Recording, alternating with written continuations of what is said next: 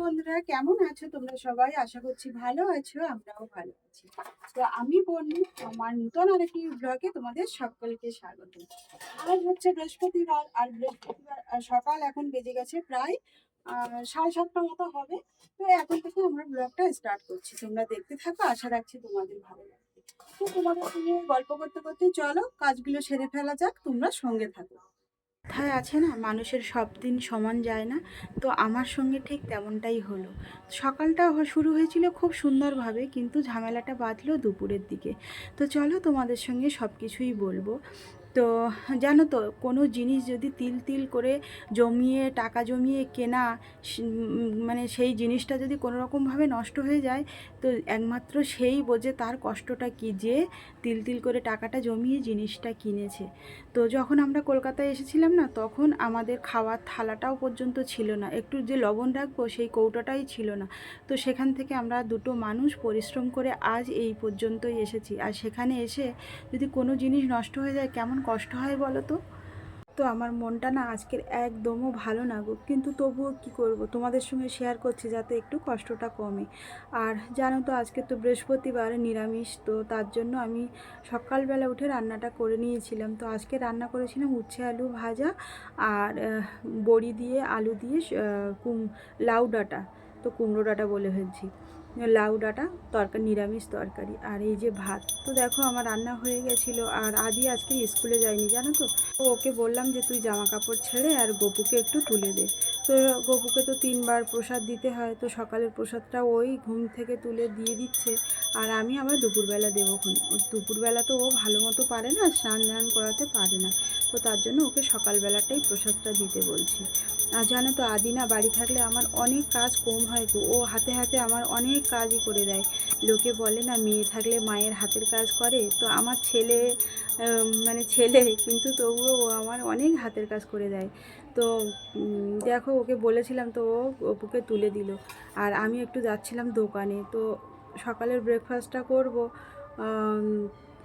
তো কিছুই ছিল না ঘরে, ব্রেডটা ফ্রিজ খুলে দেখি যে কালকের মানে খাওয়া হয়ে গেছিলো সকালে, আমার মনেও ছিল না। তো ব্রেড নিতে দোকানে চলে গেছিলাম। আর আদির বাবাও আজকের এখনও কাজে বেরোয়নি, তো ওকে একটু টিফিন করে দিলে ও খেয়ে বেরিয়ে যাবে। তো দেখো রাস্তাটা পার হয়ে আর এই যে দোকানে চলে এসেছি। আর আমাদের বাড়ি থেকে না দোকানটা অনেকটাই দূরে। তো দেখো এসে আর আমি এই ঘি দিয়ে ব্রেডটা সেঁকে দিচ্ছিলাম, দিয়ে আলুটা সেদ্ধ করতে বসিয়ে দিয়ে দোকানে গেছিলাম। তো ওখান থেকে এসে আলুটা মেখে নিয়েছি, নিয়ে এবার ব্রেড দিয়ে মানে ব্রেডের মধ্যে আলু দিয়ে দুটো ব্রেড চেপে একসঙ্গে করে সেঁকে দেবো। তো এইভাবে খেতে না খুব ভালো লাগে, আর আদির বাবা খুব পছন্দ করে। তো সেজন্য ও যখনই বলে আমি এভাবেই বানিয়ে দিই। এর সঙ্গে ডিমও দিলে আরও ভালো লাগে। তো আজকের আর ডিম দেইনি, শুধু আলু দিয়েই করে দিয়েছি। আর ও খেয়ে বেরিয়ে যাবে। আর আজকের আদি স্কুলে যায়নি মানে আমার আর তাড়াহুড়োও নেই, আর ওদিকে রান্নাটাও হয়ে গেছে। আর জানো তো, আদি কিন্তু স্কুলে যাবে বলেছিল, কিন্তু হঠাৎ করে কি হলো, তো বলছে না মা আমি আজকে যাব না। তো বাচ্চা কাচ্চার সবসময় ইচ্ছার বিরুদ্ধে যেতে নেই, কখনো কখনো ওদের কথায়ও মানে সম্মতি জানাতে হয়, ওদেরও তো ভালো লাগা মন্দ লাগা আছে, তাই না?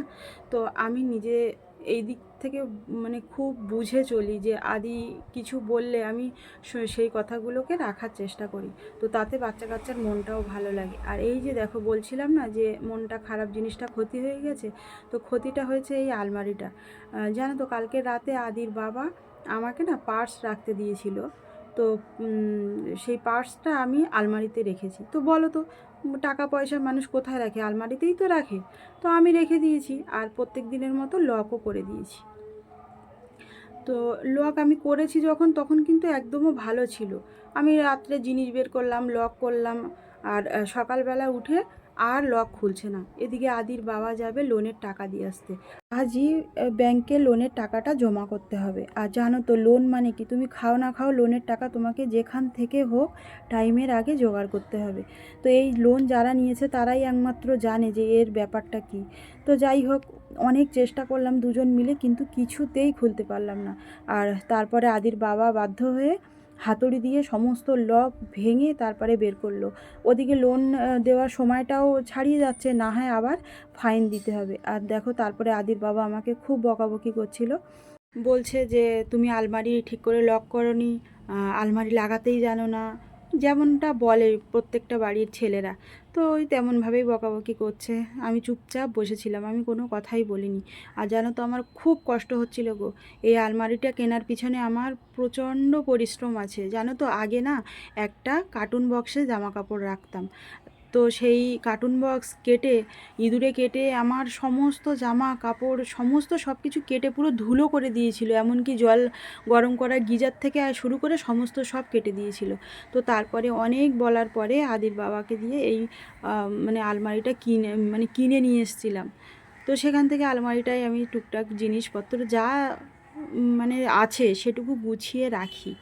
আর জানো তো ভাড়া ঘরে ছোট্ট জায়গা, তার ভিতরে আমি সমস্ত সব কিছু মানে গুছিয়ে পরিষ্কার করে রাখার চেষ্টা করি। আর সেখানে আজকের আমার এই সুন্দর আলমারিটা দেখো কি হয়ে গেল। তো আলমারির লক না থাকলে সে আর কোনো কাজে লাগে, তোমরাই বলো। তো কি করব জানি না লকটা আবার ঠিক হবে কি না। তো আমি একজনকে জিজ্ঞেস করেছিলাম, বলছে যে লক হবে। আর এই যে দেখো এগুলো না হাতুড়ি দিয়ে মেরে মেরে সব খুলে দিয়েছে। তো দেখে না আমার খুব কান্না পাচ্ছিল। তো আমি বসে বসে চুপ করে কাঁদছিলাম, আর ভালো লাগছে না। আর দেখো লকটাকে পুরো তুলে ফেলে দিয়েছে। তো ওরও কিছু করার ছিল না, ওর উপরে যে রাগ করব তারও উপায় নেই। তো যাই হোক, আমার শখের জিনিসটা এভাবেই নষ্ট হয়ে গেল। ওদের সবার খাওয়া দাওয়া হয়ে গেছে, আদির বাবাও কাজে বেরিয়ে গেছে, আর আদি খেলা করছে, আমি খাইনি। আর এখন জানো তো প্রায় বাজে 4:30 মতো। এইমাত্র ওই জিনিসপত্র আদির বাবা সব ফেলে ঝুলে দিয়ে আবার ওইভাবে যেভাবে সেভাবে আলমারির ভিতরে গুছিয়ে দিয়েছিল, সেগুলো গুছিয়ে এখন এই খেতে বসলাম। আর দেখো খেয়ে উঠতে উঠতে দেখি ঝড় এসে গেছে। তো আমি বাসন মাজতে বসেছিলাম, তো এত জোরে ঝড় উঠেছে কি বলবো। প্রথমে একটু হাওয়া হাওয়া দিচ্ছিল, তারপরে এত জোরে ঝড় উঠেছে আমি তো আদিকে ডেকে পাচ্ছি না। আর আদি রাস্তায় খেলা করছিল, তো আমি আবার দৌড়ে গেছি আদিকে ডাকতে। আর দেখো ঝড়টা কী জোরে হচ্ছে। তো প্রথমে হাওয়ার মতোই শুরু হলো, তারপরে ভীষণ ঝড় হচ্ছিল। তো এই কিছুদিন আগে ঝড় বৃষ্টি কাটিয়ে ওঠা গেল, তো একটু রৌদ্র বেরিয়েছে কি না, আবার দেখো মেঘ করে কেমন ঝড় উঠেছে। আর মেঘও ডাকছিল খুব জোরে। তো ঝড়ের ইয়েটা দেখেছো কতটা জোরে ঝড় হচ্ছে। আর রাস্তার ধুলো সমস্ত সব পাতা লতা সমস্ত পেপার সব উড়িয়ে ঘরের ভিতরে নিয়ে এসে হচ্ছে। আমাদের ফ্ল্যাটে তো আর দেখার মতো নেই, পুরো ফ্ল্যাটটায় পাতা আর পেপারে ভরে গেছে। তো এভাবে ঝড় উঠলে না বড্ড ভয় করে, আর সেই আয়লার কথা মনে পড়ে যায়। আর আমরা তো সুন্দরবনের দিকের মানুষ, তো আয়লাটা কেমনভাবে হয়েছিল তো সে আমরাই ভালো করে জানি। আর আমাদের বড় একটা ঘর ছিল যেন এই ঝড় আয়লার ঝড়ে, তো আমাদের চোখের সামনে কিভাবে ঘরটা পড়ে গেছিলো। তো সেই ভয় এখনও মানে বুকের ভিতরে ধুকপুক করে ঝড় উঠলে। আর দেখো এখন বেজে গেছে প্রায় 7টা, হ্যাঁ 7টা বেজে গেছে। আর কাল তো রামনবমী, তো আমাদের এখানে সাই বাবা মন্দির থেকে সাই বাবাকে নিয়ে পরিক্রমায় বেরোনো হয় রামনবমীর আগের দিন। তো এখানে দেখো কত সুন্দর সবাই আনন্দ করছে। তো আমারও ইচ্ছা ছিল যাওয়ার, কিন্তু মনটা ভালো নাই বলে আর গেলাম না। তো এখানে দেখো দুটো ঘোড়ায় করে আর ঘোড়ার গাড়িতে করে সাই বাবাকে নিয়ে যাচ্ছে। আর সাই বাবার আর একটা ছোটো মূর্তি, যেটা মন্দিরের মূল বিগ্রহ, তো সেটিকে ওরা পালকিতে করে নিয়ে যায়। তো এত সুন্দর লাগছে না দেখতে। আর দেখছো সাদা দুটো ঘোড়া কেমন সুন্দর করে টেনে নিয়ে যাচ্ছে। তো আর এই দিনটা না এরা খুব আনন্দ করে, তো দেখেও কত ভালো লাগে, তাই না? তো দেখো ওরা কিছু সময় এখানে দাঁড়িয়েছিল, তারপরে আবার সামনের দিকে এগোতে শুরু করলো। আজ এই সুন্দর দৃশ্য দিয়েই ভিডিওটি এখানে শেষ করছি। তো আমার ভিডিওগুলি কেমন হচ্ছে অবশ্যই জানিও। আর যদি ভালো লাগে আমার ছোট্ট পরিবারের মিষ্টি সদস্য হয়ে পাশে থেকো। তো সবাই ভালো থেকো, সুস্থ থেকো।